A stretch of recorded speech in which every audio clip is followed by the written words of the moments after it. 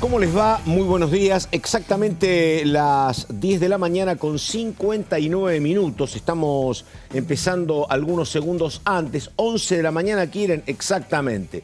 11 de la mañana, día de paro. Vamos a estar con mucha información parlamentaria. Básicamente porque ayer estaba haciendo la recapitulación. Hubo mucha reunión de comisiones, legislación penal, derechos humanos, presupuesto y hacienda, obras públicas, comisión de discapacidad y además todo lo que está pasando desde la Cámara de Diputados, mirando autoridades y legisladores lo que está pasando en el Senado, donde a esta altura todo indica que va a ser muy complejo que se emita dictamen el 16, pasaría esto recién justamente para ese día y el posible tratamiento el 23, cosa que hay que manejar todo por ahora en potencial y todos están indicando que es prácticamente imposible que no haya modificaciones en los proyectos de ley bases y de paquete fiscal que salió de diputados rumbo al Senado, todos mirando cuáles son los cambios para saber qué va a pasar después en la Cámara de Origen, esto es la Cámara de Diputados. Comienzo con mi compañera, primero con Laura Serra. Muy nívea hoy, Laura Serra. ¿Cómo le va? ¿Qué dice Serra? ¿Cómo va, Patito? Bien, mucho trabajo. Serra es otra como cantando que está con el teléfono en la mano, averiguando datos. Bueno, ¿qué dice Serra? ¿Todo bien? Bueno, todo muy bien. La Cámara de Diputados sí, muy activa en lo que tiene que ver con el trabajo en las comisiones, como vos acabás de describir. Esperando la resolución en el Senado respecto de las dos primeras leyes ya de, vamos a ver, ¿no? Por lo menos dos primeras medias sanciones que salieron de la Cámara de Diputados la semana pasada y que están revisándose en el Senado a la expectativa aquí en la Cámara Baja ante, bueno, ya prácticamente la confirmación de que ambos textos vendrían con modificaciones. Con lo cual, bueno, la Cámara Baja, que es Cámara de Origen, tiene que ratificar ratificar el texto de origen que mandó al Senado o bien confirmar las modificaciones que incluya eventualmente el Senado. Con lo cual, ahí estamos, en la tensa espera. Sí. Vos sabés qué digo, por supuesto que no es la primera vez, pero ¿cómo le va cantando? ¿Qué tal? ¿Cómo anda, Pato? Bien. Pero siempre el Senado fue mayoritariamente, cómodamente peronista, ¿no? Y en tiempos en donde había acá en la Cámara de Diputados mayoría peronista, no había tanto esto de, che, estemos muy atentos al Senado que puede cambiar muchas cosas. No es la primera vez, pero no son tantas tampoco las veces en que la Cámara originaria y la Cámara revisora modifican mucho de un proyecto cantando, ¿no? No, porque habitualmente una cámara, cuando no le gusta el proyecto de la otra, lo cajonea y hace uno nuevo. Eso es lo habitual. Este reglamento está hecho en una época donde por ahí era el reinicio de la actividad parlamentaria 83, y por ahí esas especulaciones no había. Hace mucho que esto no pasa. Yo recuerdo un caso en 2018 de la ley de extinción de dominio. Modificada en el Senado, volvió a diputados y en diputados nunca se trató. Porque es incómodo el debate. Diputados tiene que de alguna manera reconocer que algunas cuestiones las trabajó mal, en caso de ratificar lo que viene del Senado, y de lo contrario, tiene que de alguna manera desechar ese debate que hizo la Cámara del Senado. Eso hoy está todo muy mediatizado, eso no suele pasar. Pero como es un proyecto del Poder Ejecutivo y en el Senado no hay una voluntad mayoritaria de desecharlo, está esta opción reglamentaria que hasta el momento es la que se utilizaría para los dos proyectos, ¿no? Una pregunta para ambos, ¿no? Porque la gran cuestión en torno al RIGI, régimen de incentivo para grandes inversiones, es que la verdad lo que te dicen es, che, pero ¿cómo esto pasó sin un mayor debate en diputados, ¿no? Porque ahora aparece la voz, por ejemplo, de Martín Lustó diciendo no tiene sentido tanto tipo de beneficios o ventajas. Uno sabe que a Lustó no lo han acompañado tantos senadores, pero es el presidente del radicalismo, algunos lo van a seguir, y hay incluso una mirada de sectores empresarios que dicen, pero si esto se aprueba, empresarios más chicos, a nosotros nos genera un problema grande. ¿Vos lo ves así también cantando que esto se miró poco en diputados, el RIGI? Se miró mucho, porque estuvo 4 meses el tratamiento del tema que el RIGI está habilitando inversiones de 200 millones de dólares y hay provincias que están interesadas en determinadas inversiones. Por ejemplo, las provincias mineras, las provincias petroleras, hay proyectos de planta de gas. Entonces ahí tenés una masa de gobernadores que apoyó. Recordemos que este proyecto salió con votos de diputados de Unión por la Patria de San Juan y de Catamarca, que son provincias mineras. Y después están... Que votaron en general, incluso en contra. Sí, por eso. Hay otros sectores que sí hacen este foco que está haciendo Lustó en el Senado. Y bueno, y es una puja. Y en el Senado lo que ocurrió es que en el bloque radical esta voz de Martín Lustó se hizo sentir y de pronto esta modificación es un poco lo que está trabando la sanción, ¿no? Ahora, Serra, decime, si no, dale. No, yendo un poquito a lo que decía Mauricio, para completar, es cierto que lo votaron algunos legisladores del Unión por la Patria, provenientes de San Juan, Catamarca, también Tucumán, pero lo cierto también es que en la oposición dialoguista este tema estuvo en debate. De hecho, trataron de morigerarlo, cambiaron algunos aspectos durante la negociación, pero no el espíritu de este régimen de incentivos. Ahí hubo una negociación, lo dejaron pasar, pese a que hubo algunas voces que alertaban que efectivamente este régimen iba dirigido para las grandes empresas, para los grandes inversionistas, y que lo sabían, sabían que podía perjudicar a las pymes, sabían que podía perjudicar a la competencia con empresas de igual calibre de las que eventualmente puedan llegar a invertir esos 200 millones de dólares, porque hay una competencia allí. ¿Por qué te digo esto? Porque las empresas que vengan a invertir esos 200 millones o más de dólares van a tener beneficios fiscales, tributarios, aduaneros, etcétera, que las empresas que ya tienen o que ya empezaron... No van a tener. Claro, entonces, esa competencia es lo que justamente se está alertando en el Senado, que va a salir perjudicada. Ahora, ¿no lo sabían los bloques dialoguistas? Por supuesto que lo sabían. Por supuesto que lo sabían, pero lo dejaron pasar. Ahora, ¿sabés qué pasa acá? Hay una trabazón histórica de la Argentina, porque la propia Cristina Fernández volvió a hacer referencia a esto cuando habló antes de hacer el Instituto Patria. Y ella fue muy crítica. Ahora, el tema es que me parece que lo que está sobrevolando es que los números son brutales cuando vos comparás la Argentina con Chile en materia de exportación minera, ¿no? Chile exporta 50.000 millones... y la Argentina exporta 3.500. Y Cristina era muy crítica de esto, pero la verdad que Cristina y el kirchnerismo, siendo pro-mineros, hay imágenes de Cristina con la Barrick, tuvieron esa política pro-petrolera en Santa Cruz. Sin embargo, la verdad que la Argentina, en por lo menos todo este siglo XXI, no le ha encontrado un camino, porque vos cuestionás esto, pero tampoco facilitaste inversiones. La cordillera es la misma, se extrae todo de Chile o mucho y nada de acá también. Me parece que ni el Estado ni los empresarios encuentran un camino. No sé qué dice Cantando. Bueno, este es el debate que se está dando ahora en el Senado. Ayer lo que planteaba el senador Martín Lustó es que los beneficios que tienen las provincias mineras o las provincias que tienen litio en Argentina, el Estado en general, las provincias, porque bueno, son dueñas del recurso, pero podría ser la nación, son bastante menores a los que tienen los países vecinos. Tanto Bolivia como Chile tienen mucho más recursos en regalías, ya sea por el litio, bueno, también hay explotaciones de cobre en el caso de Chile, y que por lo tanto no era necesario más beneficio. La respuesta del gobierno es sí, está bien, tienen más extracción de parte del Estado, Bolivia y Chile, pero las inversiones que tienen son mucho mayores y ahí empieza el debate que hay siempre cuando aparecen estos proyectos de promociones. ¿Por qué no arreglamos la macroeconomía y listo, en lugar de estar haciendo proyectos especiales para sectores específicos? Sí, y una, comprensible desesperación del gobierno, como pasó en otras oportunidades, porque lleguen capitales. Che, necesito que vengan a como sea, ¿no? Bueno, que es otra parte del tema. Ahora, si vienen y no va a quedar nada, es otra discusión también pendiente, ¿no? Bueno, ese es un poco el tema que ayer subterráneamente se empezó a discutir entre algunos bloques, inclusive en el PRO está generando cierta incomodidad esta cuestión del régimen de incentivos a los grandes inversores, a las grandes inversiones.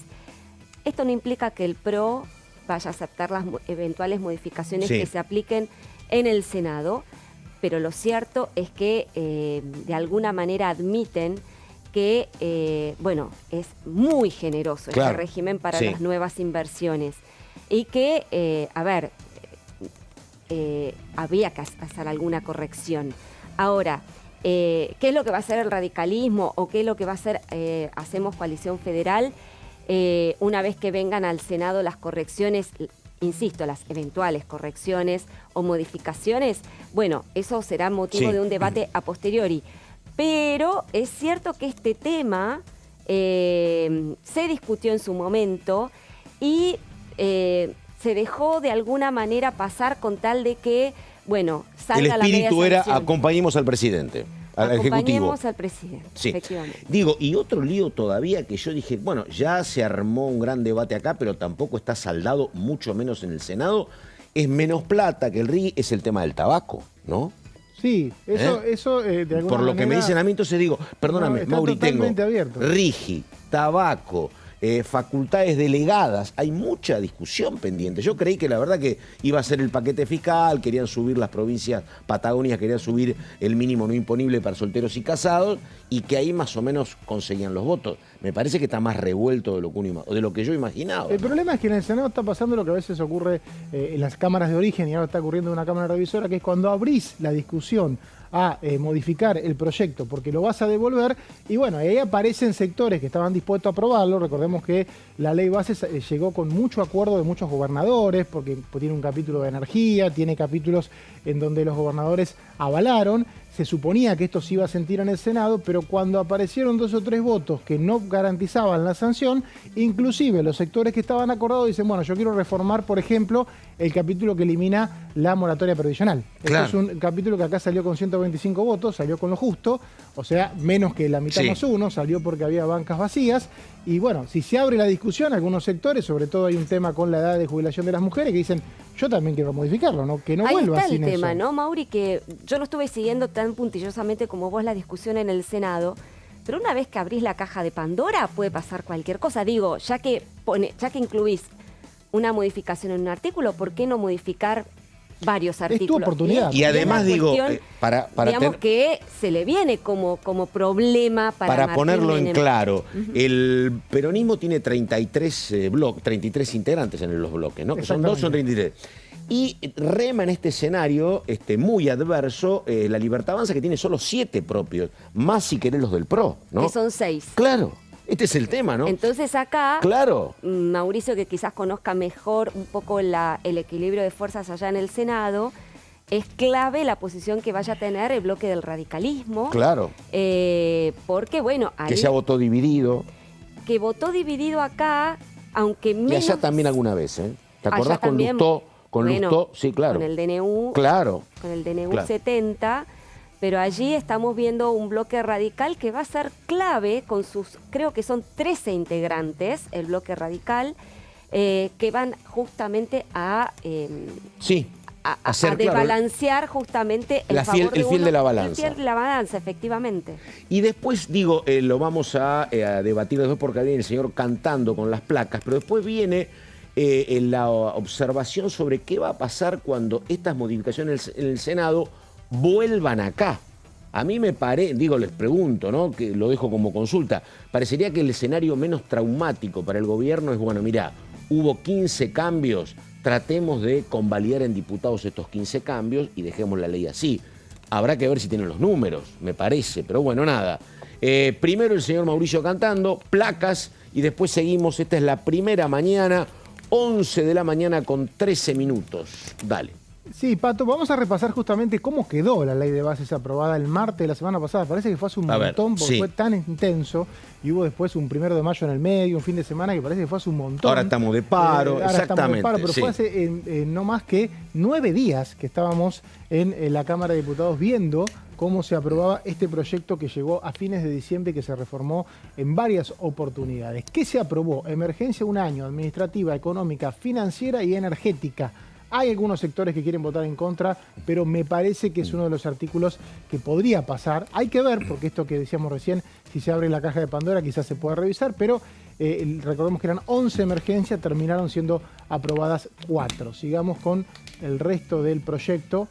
Aprobado la ley, reforma del Estado. Esto es uno de los capítulos más ambiciosos, ¿no? Que por ahí, a veces como es medio engorroso, pero es administrativa, con la posibilidad de intervenir y disolver organismos. Hay excepciones, ¿no? Se armó una lista de excepciones a pedido del radicalismo donde por ejemplo, la CONADE, el INCA, el CONICET, el INTA, aparecen como organismos que no se pueden, sobre todo, disolver. Me parece que había mucho problema con la posibilidad de una disolución, quedó muy restringida, pero obviamente un montón de organismos sí se podrían disolver. Esto fue aprobado, es uno de los capítulos que más tensión había en la previa y finalmente tuvo el aval de la mayoría de la Cámara de Diputados. Sigamos con más ley bases, fondos fiduciarios. Esto fue el debate durante el verano, la eliminación de los fondos fiduciarios, que son fondos armados con asignaciones específicas de impuestos para un fin específico, y hay mucho problema por parte del gobierno que plantea que la administración no es la correcta. Hubo mucha pelea por las provincias, porque las provincias decían, a mí el fin de este fondo fiduciario me sirve, no quiero perderlo. Y bueno, finalmente se negoció que cuando el fondo fiduciario sea armado con fondos coparticipables, estos fondos vayan a las provincias y no se pierda el objetivo para el cual fueron creados. Y el más importante es que se sostuvo el fondo fiduciario de zonas frías, que es uno de los pedidos de los gobernadores patagónicos que están muy intensos en el Congreso porque se han armado en bloque, hay mucho partido provincial, no tienen jefes nacionales y la verdad que la agenda patagónica está más fuerte que nunca en el Congreso. Sigamos con más ley bases, privatización, atención, porque acá recién decíamos la caja de Pandora, recordemos, eran 41 empresas, finalmente terminaron 11, solo 4 en venta: Aerolíneas, Energía Argentina, Radio y Televisión Argentina e Intercargo. Después hay varias en concesión, vamos a verlas, que son AISA, Correo Argentino, Belgrano Cargas, SOFSE, que es los ferrocarriles, y corredores viales, concesiones viales. ¿Qué pasa ahí? ¿Qué ocurre acá? Sigamos, porque creo que hay también Nucleoeléctrica, privatización, hay varias que tienen el control público del Estado. Se pueden vender acciones, pero no se puede vender más de la mitad más uno, y solamente pueden, digamos, una privatización parcial, que son Nucleoeléctrica Argentina y Yacimientos Carboníferos de Río Turbio. ¿Qué pasa con esto? Sobre todo hablando de Nucleoeléctrica, qué lío que hay con Camesa y demás. Sí, mamita, dale. La primera lista, lista de privatizaciones. Pensemos lo siguiente. Aerolíneas, dijimos, Radio y Televisión Argentina, pasaron. O sea, este Congreso aprobó la posibilidad de privatizarla totalmente. Obviamente, si el Senado va a hacer cambios y va a volver a diputados, ya hay una negociación abierta entre los diferentes sectores, de los gremios, los referentes, que dicen, bueno, sacame Aerolíneas, sacame Radio y Televisión Argentina. Claro. Hay una negociación inclusive para que pase a concesión Radio y Televisión Argentina. Porque una vez que abrimos la negociación, ¿por qué no podemos debatir eso? Es un debate que, como se sacaron tantas empresas, las que quedaron de alguna manera tuvieron menos voz. Pero atención, que esto me parece que se va a debatir, o que puede ser parte de un debate en el Senado. Si decís me parece, porque sabés que están lobbyando. Están armando. Dale, a su vez, las privatizaciones, como decíamos ahí, no son tan fáciles porque tienen la intervención del Congreso, una bicameral, de la AGN y de la CIGEN, que tiene la posibilidad de evaluar los contratos. Además, no sé si pasa en estos términos cantando, pero imagínate si sos gobierno y alguien te dice, che, sacame Radio y Televisión Pública y te apoyo en el RIGI. ¿Qué haces como gobierno? Dale, le decimos. Sí, yo creo que puede haber una negociación de varios capítulos que acá pasaron como parte de una presión del gobierno y de los sectores de lobistas que querían terminar con este tema. Como sigue, como no se termina, bueno, ya si no se termina, discutamos, ¿no? Me parece que el gobierno no terminó de cerrar el Senado y está teniendo ese problema.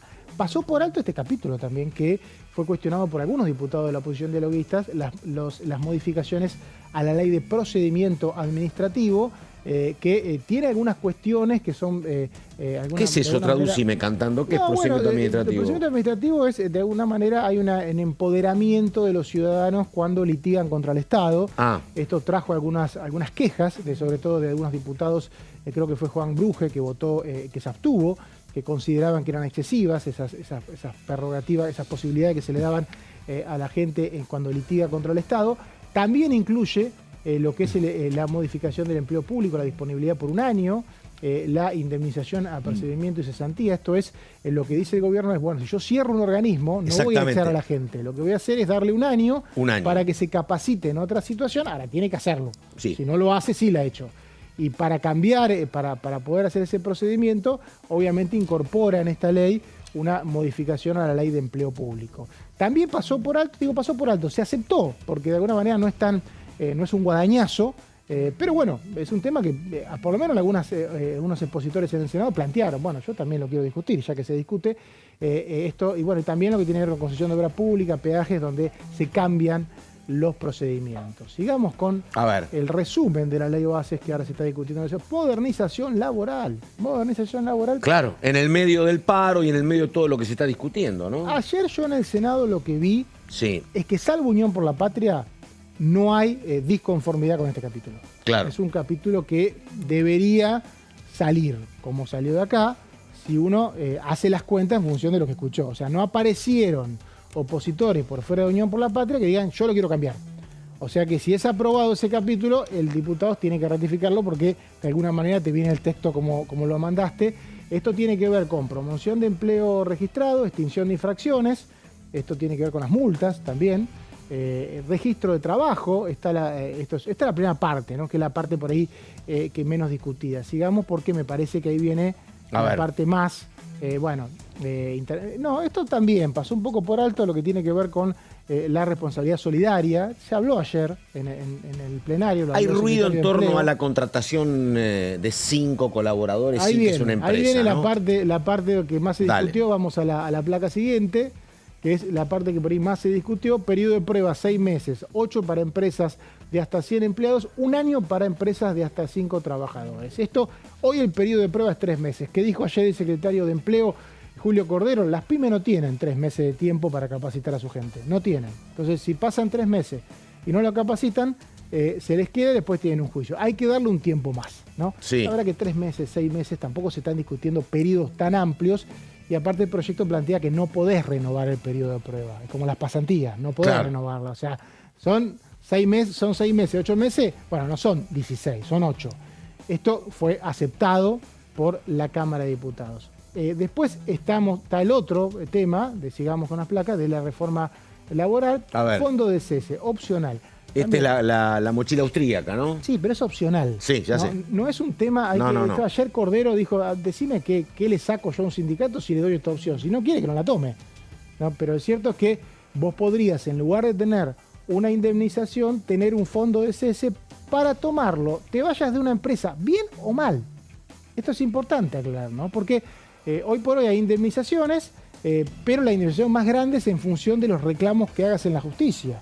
El fondo de cese no diferencia eso. Vos te vas bien de una empresa, te vas con el fondo de cese y atención porque las pymes van a tener que tratar que el personal no rote demasiado. Bueno, ahora voy. A ver, perdóname. El fondo de cese, ¿cómo se conforma? Porque ahora estaba pensando, porque tengo el testimonio acá del industrial liberal Lázari, ¿no? El hijo de Lista de Lázari, que él dice...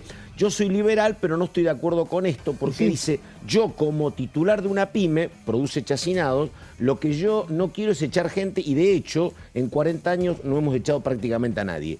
¿Por qué yo tengo que disponer un 8% de mi capital para sostener este fondo? Ahí te pregunto, ¿este fondo se conforma con una detracción del 8%? Te la quito a vos, no es que pongo yo más, ¿no? Es lo mismo, porque no deja, es lo mismo que la obra social, que todo, no deja de ser, el empleado lo que hace es pedir por lo que le llega al bolsillo. Totalmente, o sea, que el 8% termina siendo una parte agregada del sueldo. Y atención, porque es verdad lo que dice esta persona que vos mencionás, porque Lázari, la rotación de personal ahí, puede ser que una persona se capacite bien y sea tentado por un sueldo mayor. Claro. Esto no fue considerado así por los gremios, hay que decirlo, pero tampoco una oposición tan bulliciosa. Yo creo que este tema, si se debatía mejor, se miraba a los pueblos. Y es muy contra, ocra, ¿no? Esto, que la obra termina y hay que ver cuándo empieza la próxima. Está bien, ¿no? pero vos te podés ir sin conflicto con plata. Claro. O sea que hoy sin conflicto no te vas con plata. Entonces hay que ver, me parece por eso que no hay una oposición tan grande. No. También despidos, trabajadores independientes. Yo creo que esto, hay dos maneras. El seguro también se puede contratar, esto es importante. Las empresas podrían tener un seguro. Ojo ahí que el seguro tiene que actuar, porque no sea como las ART que a veces no funcionan. Creo que esto sí puede ser un tema más complejo. Trabajadores independientes se debatió poco y es cuanto menos disruptivo. La posibilidad de tener 5 empleados que no tengan un registro formal. Esto suena bien, porque uno entra a un kiosco, ve 5 personas y dice, bueno, este empleador no puede pagar 5 personas en blanco. El tema es la tentación que puedan tener las empresas de tener muchas empresas de 5 empleados y no una de 10. Ahí esto es por ahí un poco donde, allá lo que dijo Mariano Recalde, el senador, esto es inconstitucional, se va a impedir en la justicia. Eso es lo que dicen todos los abogados laborales, te dicen esto. Nada de esto pasa en la justicia. Mucha seguridad, lo vi. Nunca podés ir con ninguna nueva ley atentando contra derechos ya adquiridos. Lo dice Recalde, que es laboralista, y lo dicen varios integrantes del foro laboral. La verdad que no sé, habrá que ver qué pasa. Mucha seguridad. Despido discriminatorio creo que era lo que quedaba, y trabajo agrario, que es un tema de trabajo temporal. Ahí es donde hay un cambio, hubo un debate en el recinto porque Pichetto dijo no cambia la famosa ley del peón, pero hay un tema con el trabajo golondrina que muchas veces no es generado por este tema de la falta de una regulación. Hasta ahí con reforma laboral, sigamos con este punteo que estamos haciendo de ley bases, energía, hay una liberalización de los precios, comercio libre y exportación de no convencional. Ayer el secretario de Energía, Eduardo Rodríguez Chirilo, amplió varias cuestiones, dijo que plantea una eliminación de los subsidios para que sean lo que se dice siempre, digamos, los gobiernos siguen con esta idea de que los subsidios sean en función del poder adquisitivo de la gente. No es fácil, digo siguen con esta idea porque no es fácil implementarlo, porque te podés equivocar y a veces siempre hay reclamos. La posibilidad, dijo ayer Chirilo, de que Camesa, que es la mayorista energética, no firme contratos, sino que las distribuidoras la firman con Camesa. O sea que hubo algunas preguntas muy puntuales para el sector de energía que le costó mucho responder. Estaba leyendo algunas crónicas de colegas de La Nación que le costó mucho responder. Sí, tienen que ver más con el RIGI. ¿No? Exactamente, con esto, esta posibilidad de que las distribuidoras compitan en las casas como compiten las distribuidoras de telecomunicación. Bueno, eso más o menos es lo que planteó el capítulo energético, que como libera los precios y puede aumentar lo que ingresa a las provincias por regalías, en la Patagonia por lo menos fue bienvenido, según dijeron los diputados patagónicos cuando se debatió acá. O sea, esto es dinámico. Hasta ahora esto sale con un respaldo de la OFEPI, que es la Asociación de Gobernadores Patagónicos. Sí. Sigamos con más ley bases. Bueno, jubilaciones, esto es lo que decíamos recién. Esto salió, se deroga la moratoria previsional, esto es un pedido del FMI, ya no lo oculta nadie, lo vimos el año pasado cuando se prorrogó por última vez, pero por propuesta de la Unión Cívica Radical, lo que hay es una prestación proporcional a los ingresos, o sea, se reemplaza la moratoria previsional por una posibilidad que tendrían los activos que están por jubilarse y no llegaron a los aportes, de jubilarse con un haber proporcional a los aportes. Esto llegaba a una pregunta lógica, y se aportó 10 años, ¿cuánto va a cobrar? ¿2 pesos? Bueno, no.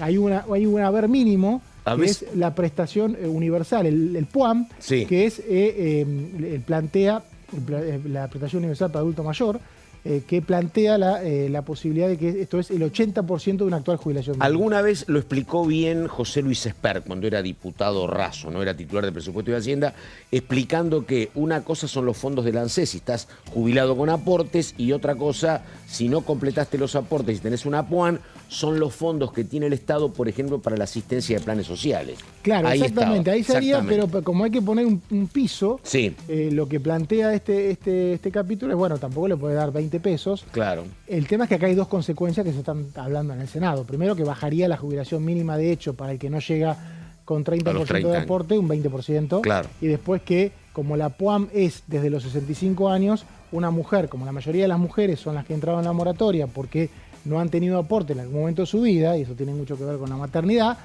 casi todas las mujeres deberían jubilarse a los 65 y no a los 60, y esto es también parte de un reclamo, por eso este capítulo salió con 125 votos, 4 menos que la mayoría. Y vamos a lo último, que fue lo anexado. Ahí te metes en problemas. A ver, y ahí nos metimos en problemas. Se elimina el impuesto mínimo al tabaco y se eleva del 70 a 73 el interno. Esto estaba en la versión original del proyecto, finalmente fue excluido por pedido de algunos sectores de la oposición y luego incluido en el recinto en una votación que este fin de semana fue objetada y que de alguna manera en el Senado está generando cierto cortocircuito. ¿Por qué, Pato? A ver. Porque votó la mitad de Unión por la Patria a favor y la otra mitad se abstuvo. Sí, 21-60, sí, exactamente. Sí, en realidad más se abstuvieron que los que votaron a favor. Eso te pregunto, ¿hay Tolosas Paz y Valdeses y Santiago Cafieros en el Senado? Bueno, la idea es que no haya, por eso que es un tema donde si uno ve Unión por la Patria no elevó la denuncia a alto nivel en este tema porque de alguna manera tuvo el bloque dividido. El PRO votó en contra, el PRO es aliado de la Libertad Avanza, entonces tampoco puede ir contra el gobierno, es aliado en casi todos los temas, y el resto de los bloques es el que se mantuvo firme con este tema y defiende la votación. A nadie le es cómodo objetar este artículo como está, y la verdad que está abierto. Creo que me da la sensación de que hay una sensación de decir, bueno, que pase rápido, no discutamos más, y después que se encargue el gobierno si lo reglamenta o no, ¿no? El señor Mauricio cantando, enseguida viene Laura Serra, 11 de la mañana con 29 minutos la pausa. Esto es La Primera Mañana, dale.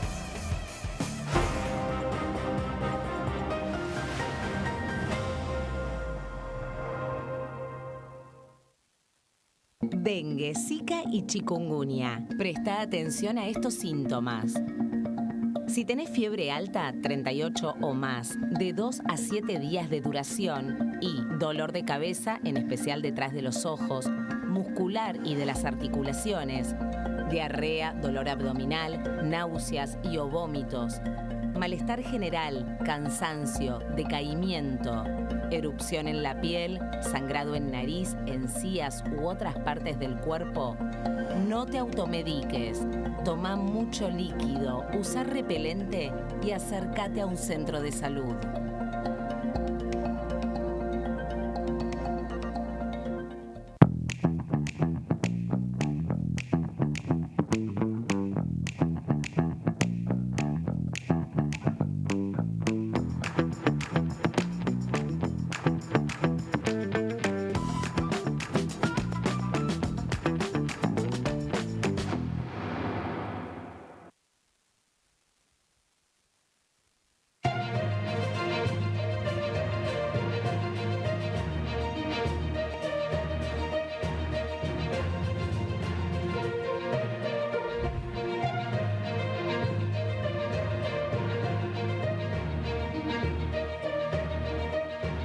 Pero de lo que estoy absolutamente seguro es que pese a esa diversidad de posiciones, los 305 convencionales aquí reunidos coincidimos en el ideal de una patria grande, justa y soberana, con un pueblo que se realiza en plenitud.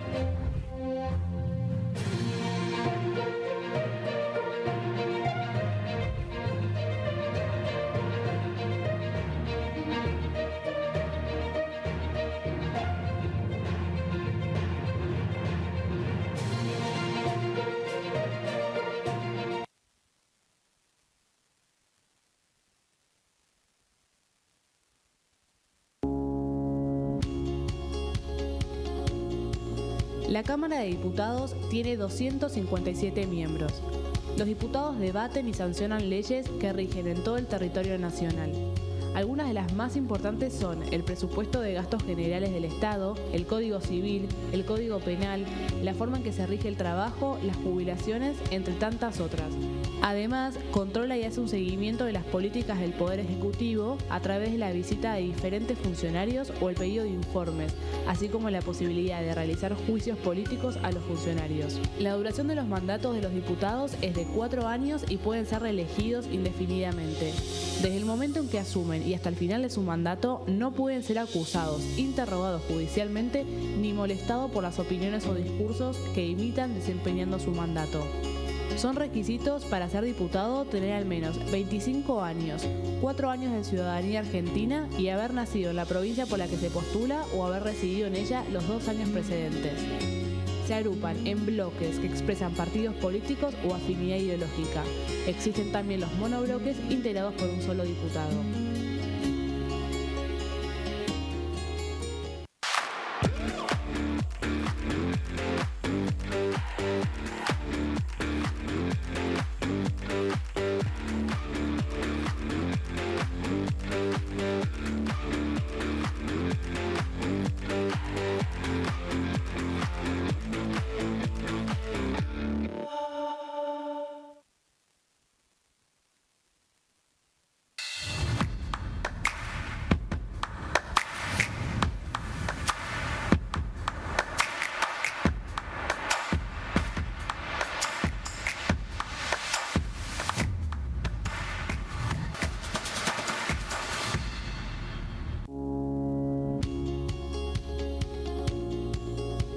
Cuando un proyecto de ley ingresa a la Cámara de Diputados, ya sea creado por un legislador, enviado por el Poder Ejecutivo o producto de una iniciativa popular, se trata primero en las comisiones correspondientes para luego ser tratado en el recinto por los diputados. Las comisiones son el ámbito de análisis y debate sobre los proyectos de ley conformadas por legisladores de distintos bloques. Hay 23 comisiones especiales que tratan temas específicos como el atentado a la AMIA y 45 permanentes que tratan temas vigentes como educación y salud. Un diputado puede formar parte de varias comisiones. Cada comisión se compone de un presidente, un vicepresidente y de 3 a 5 secretarios. La duración de los miembros de las comisiones permanentes y especiales es de 2 años. Para que la comisión funcione debe tener quórum, es decir, un mínimo de 15 y un máximo de 31 a 49 diputados. Las autoridades son elegidas por los propios integrantes de las comisiones, que a su vez son elegidos bajo consenso por sus propios bloques. Para que un proyecto sea tratado en el recinto, debe contar con el apoyo de la mayoría de los integrantes de esa comisión. Al finalizar una reunión de comisión, se dictamina sobre la pertinencia de tratar el proyecto en el recinto. El dictamen propone una resolución o decisión sobre una o varias iniciativas o proposiciones.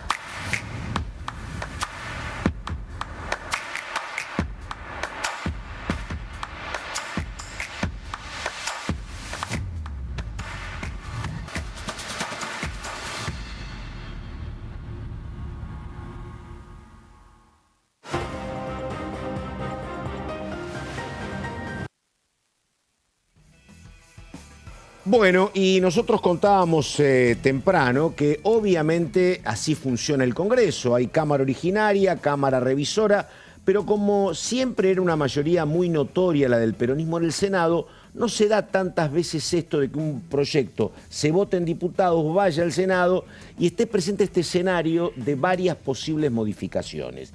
Y la consulta es si hay cambios en el Senado, ¿qué pasa cuando esto vuelve a diputados? Y están acá, uno con una biblioteca, el otro con otra, que no son incompatibles, pero bueno, está muy minuciosa revisando todo Laura Serra. Sí, Patito, ¿qué puede porque, pasar? A ver, vos me lo preguntaste temprano y yo quise ir a las fuentes, a información, a la Dirección de Información Parlamentaria, que es donde explica muy minuciosamente qué es lo que pasa cuando un proyecto de ley que, bueno, es aprobado en la Cámara Originaria, en este caso estamos hablando de la Ley de Bases del Paquete Fiscal, aprobado con mayoría simple en la Cámara de Diputados. ¿Qué pasa cuando va a la Cámara Revisora, claro, en este caso el Senado, y tiene modificaciones? Ese es un escenario que muy posiblemente vayamos a enfrentar en los próximos días. Que puede ser 1, 2 o 3 cambios, depende. Ya con uno empieza la operatoria a regir. Si son 10, igual, está. Exactamente. Dale. Antes que nada, el marco que regula todo este procedimiento es el artículo 81 de la Constitución Nacional. Esto. Mira vos, 81, dale. Tome nota, Patito sí, Méndez. Dale. Porque es justamente es el marco que regula todo el procedimiento de la sanción de las leyes. Ahora, ¿qué pasa cuando un proyecto de ley es aprobado con mayoría absoluta? Mayoría absoluta es mitad más uno de los miembros, ¿no? De los miembros presentes. ¿No? Es el quórum. Exactamente. Bueno, 37 y 129. Está bien, sí. pero sí. mayoría absoluta que de los presentes, de los presentes. Exactamente. Bueno, sí. A ver, yo voy a ir mirando para no sí, mira tranquila. Patito, porque esto ya me dijiste, mira muy tranquila. Muy importante dale. de ir, de ser muy precisa. Dale. A ver, es aprobado por mayoría absoluta en la Cámara de Origen, en este caso la Cámara de Diputados, ¿no es cierto? Se le adicionan modificaciones o es corregido en la Cámara Revisora, en este caso el Senado de la Nación, por mayoría absoluta. Clave, el Senado tiene que transmitirle a la Cámara de Diputados el resultado de la votación para ver justamente las mayorías. Dale. ¿Está? O sea, tiene que ser muy preciso el Senado. Bueno, esto se aprueba con tantos votos y se aclara que es mayoría absoluta o 2/3. El presidente del Senado que esté presidiendo, cada vez que se aprueba un capítulo, tiene que decir, esto se rechaza con tanta cantidad de votos, mayoría simple. Lo tiene que decir. Exactamente. Entonces, en el caso de que se adicionen o se corrijan artículos, vuelve a la Cámara de Origen, ¿no? La Cámara de Origen tiene 3 alternativas, pero antes de detallarte cuáles son esas 3 alternativas, una aclaración importante. La Cámara de Origen no puede desechar el proyecto ni introducir nuevas adiciones o correcciones, ¿tá? Es decir, vuelve a diputados no puede desechar el proyecto, como tampoco le puede introducir nuevas modificaciones a las que ya le introdujo el Senado, ¿está? ¡Apa! Bueno, ahora apruebo o rechazo en todo caso, es así. Exactamente. Mirá vos. A partir de ahí tenés 3 opciones. Una, aceptar las adiciones o las correcciones, por ejemplo, Sí, a la está. ley de bases, se corrige en el Senado, vuelve, diputado la acepta, perfecto, con mayoría absoluta, se sanciona, va al Poder Ejecutivo. 2, insiste en la redacción original.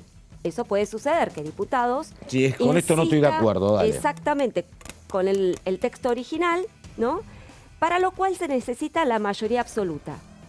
Es decir, si las correcciones o las adiciones en el Senado se hicieron con una mayoría absoluta de los miembros presentes en el recinto, diputados puede insistir con su texto original con la mayoría absoluta, o bien justamente necesita la mayoría absoluta para insistir con el texto original, ¿no?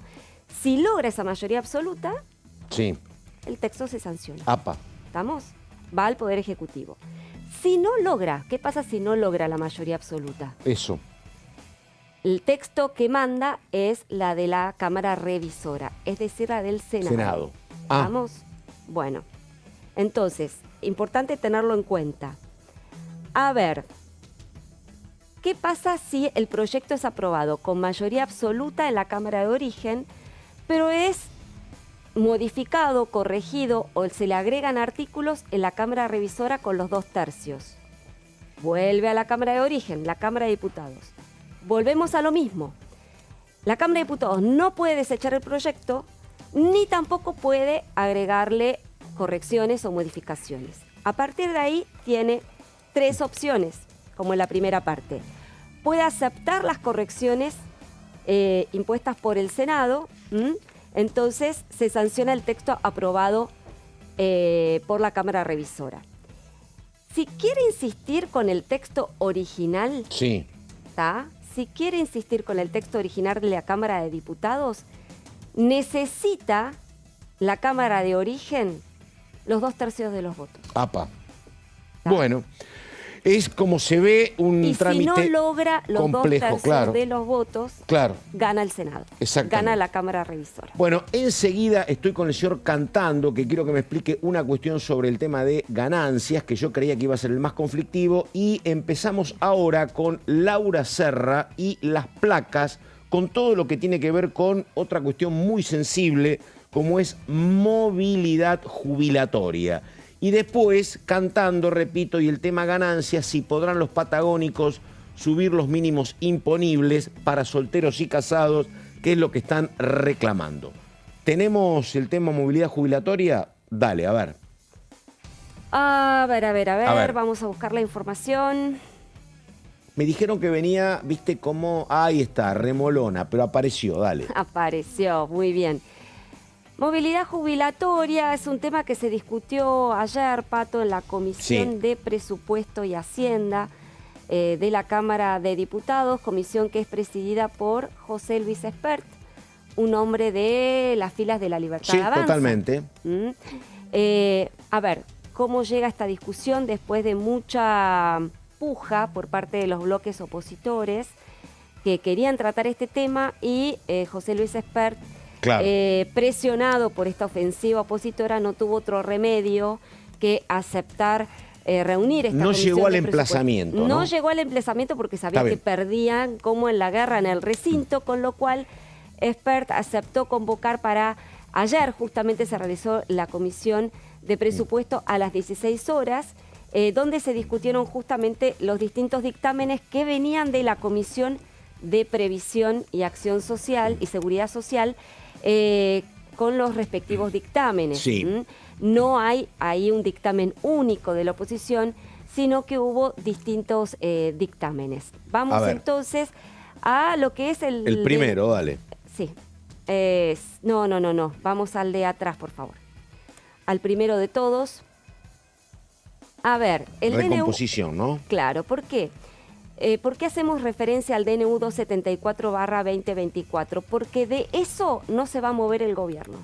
El gobierno ya ha dicho que ellos van a ratificar el decreto que ha dictado el presidente Milei a fines de marzo pasado, que establece la actualización de los saberes jubilatorios de manera mensual por el índice de precios al consumidor, es decir, por el índice de inflación, y se reconoce una recomposición del haber jubilatorio del 12,5%. Acá vamos a hacer una aclaración. A ver. La pelea tiene que ver con cómo reconocer la pérdida del valor adquisitivo de los saberes jubilatorios por la inflación de enero, ¿no? De enero pasado, que justamente fue el más alto, o uno de los más altos de este año, el más alto de este año sin duda, trepó al 20,6%. Sí. Pero, y aquí justamente está el quid de la cuestión, el gobierno solamente reconoce el 12,5% de esa... Perdiste 8,1. Exactamente, perdiste 8 puntos de inflación, y esto es lo que de alguna manera quiere reconocer la oposición dialoguista y no tan dialoguista. En eso hay un acuerdo. En que se le reconozca justamente el 20,6% de inflación que hubo en enero, y el gobierno ha dicho que de ninguna manera, que solamente va a reconocer este 12,5%, ahí se planta, y es el origen de este conflicto que hay entre el oficialismo y la oposición en la Comisión de Presupuesto y la Comisión de Previsión y Acción Social, que va a tener, Pato, un segundo round. El miércoles que viene va a haber plenario de las comisiones de Presupuesto y Hacienda y de Previsión. Ahí se calcula entonces que va a estar el veredicto. A ver si la oposición logra consensuar un texto único para llevar al recinto, o si van a prevalecer estas diferencias entre los bloques. Y esto obviamente es funcional para el oficialismo. Cuanto más dividida está la oposición, más fácil para ellos imponer el criterio de mantener el DNU 274/2024. Seguimos entonces con las placas. A ver, entonces, acá, el proyecto de la UCR Hacemos Coalición Federal, ese es el dictamen de la Comisión de Previsión y Acción Social. También reconoce una actualización de los saberes de manera mensual por inflación. Mira la UCR, 30%, ¿no? Digo, la verdad, está bien, ¿no? No, bueno, pero esto tiene que ver con que, lo pongo ahí muy sintético, ¿no?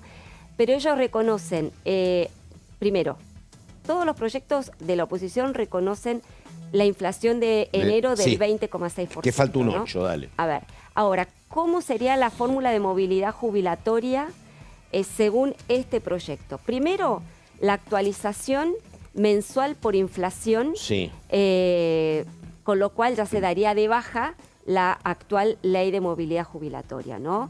Y ellos sostienen que cada año, en marzo, se debe dar un aumento adicional del 30%, teniendo en cuenta la variación salarial del RIPTE. Es decir, salarios y demás. Exactamente. No solo por inflación. Exactamente. Y además establece algo que es interesante, porque dice que el haber mínimo no puede estar por debajo del valor de la canasta básica. Claro. Entonces, este es el proyecto de la UCR Hacemos Coalición Federal, que, bueno, ayer ratificaron que es perfectamente financiable, pese a que el oficialismo insiste en que no está dispuesto algo que decimos con reconocer Cantando en más esta gastos. materia. Viste que cuando sos oposición siempre ves posible todo. Después llegás al oficialismo, sea quien sea, y te agarra un choque con la realidad y te pones un poco más pesimista, ¿no? Tal cual, efectivamente. Pasa en cualquier reforma previsional, lo vimos con el macrismo, lo vimos con el albertismo, pasa siempre. Bueno, y ahora me queda la otra placa tuya, que parece pendiente, ¿no? A ver, ¿cuál es? Sí, Dale. tenemos varias placas Ahí todavía tenemos, pendientes. Ahí tenemos, sí. A ver, ahí estamos viendo el proyecto De Unión por la Patria, me parece, ¿no? de Unión por la Patria, Sí. efectivamente, porque reconoce ahí de alguna manera el proyecto del kirchnerismo y el peronismo, institucionalizan el bono de 70.000 pesos para los haberes mínimos, reconocen un aumento del 30% por única vez y ellos sostienen que la fórmula de movilidad jubilatoria introducen el componente inflacionario en la fórmula de movilidad, pero sostienen que si la movilidad jubilatoria que hoy está vigente, que se rige por el RIPTE, Sí. básicamente, si es mayor, entonces vale la del RIPTE, Claro. si no la de la inflación. Entonces, No ahí es pasó como como el kirchnerismo o el albertismo, que lo que hizo fue correr la cláusula de indexación por inflación, como si no hubiese habido inflación. Claro, sería el índice Claro. que había hasta hace 2 meses más una cláusula gatillo por inflación.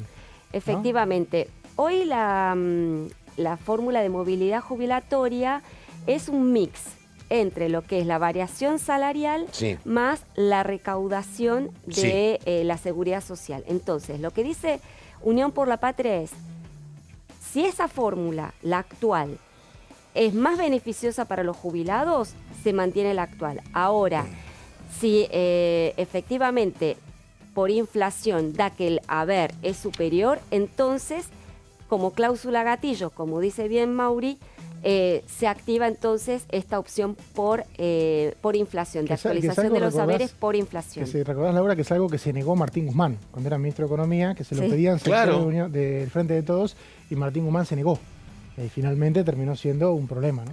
Claro. La última placa ¿Cuál es? A ver, la izquierda, ¿no? de la izquierda, sí, efectivamente, ellos ya proponen un haber mínimo de 685.041 pesos, actualización por Índice de IPC o precios. RIPTE, lo que resulte mayor. En ese sentido es muy parecido a la de Unión por la Patria. También establece que el haber debe ser siempre equivalente al 82% móvil del salario de los trabajadores de igual función y sector. Es decir, que ellos insisten en que, el 82% móvil debe respetarse a rajatabla. Así que estas son las tres propuestas básicamente de la oposición que ayer se plantearon en la Comisión de Presupuesto. Habrá que ver, y acá es un poco el desafío que tiene la oposición por delante, si logran articular un proyecto en común. La nota que dio ayer en la Comisión de Presupuesto fue el PRO. Mira vos. Exactamente, porque María Eugenia Vidal presentó un aumento, el dictamen. Ahorro plan 12 cuotas, ¿no? Una cosa así le decía. Bueno, sí, dale, a ver. Un poco en broma, un poco en serio, pero básicamente lo que propone María Eugenia Vidal es actualizar justamente, es decir, que la fórmula de movilidad jubilatoria se actualice, o sea, tenga como componente principal la actualización por inflación, que se reconozca el 20,6% de inflación de enero y que esos 8 puntos que no reconoce el gobierno puedan ser pagados en 12 cuotas. Con lo cual eso generó ayer en la Comisión de Presupuesto una suerte de risa contenida, entre los bloques opositores, diciendo de ninguna manera eso lo vamos a aceptar, porque sería licuar todavía más el haber jubilatorio, con lo cual me da la impresión de que no hay forma de establecer un consenso con la gente del PRO. Lo que ayer se estaba observando era un acercamiento, entre los proyectos de la UCR Hacemos Coalición Federal y Unión por la Patria. Ayer mismo decía en la Comisión de Presupuestos de que estaba muy cerca. UCR, Coalición y Unión por la Patria. Unión por la Patria. Tenés un montón de votos. Ahí tenés un montón de votos, entonces hay que ver si efectivamente eso finalmente cuaja en un proyecto consensuado. Si es así, el oficialismo está en problemas. Si esto es así, termina con un veto del Ejecutivo. Sí, efectivamente. Ojo, porque la cuenta que dio Laura puede dar 2/3 a 2 cámaras. ¡Epa! Y ahí en el veto no vale. Qué tipo complicado cantando. Bueno, pero ahí es clave los de Innovación Federal. Claro. Que son 8 votos.